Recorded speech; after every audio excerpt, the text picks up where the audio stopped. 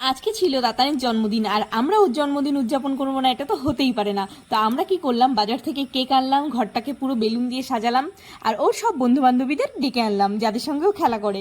তো ও তো কেক দেখে বেজায় খুশি, ওর দাদা কেক এনে দিয়েছে এটা।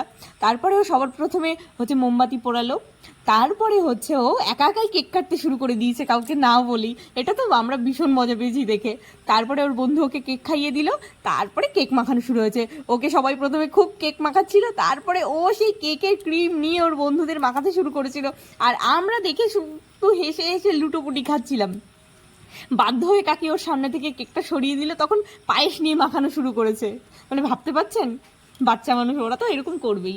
তারপরে হচ্ছে মা সবাইকে প্লেট সাজিয়ে দিল, ছিল লুচি, ছোলার ডাল, পায়েস, আর ছিল কেক, আর দিয়েছিলাম আমরা চকলেট সবাইকে। তো এইভাবে সবাইকে খেতে দিয়ে দিলাম আমরা। তো আজকের ভিডিওটা এইটুকুই, ভালো লাগলে লাইক সাবস্ক্রাইব করে দিন।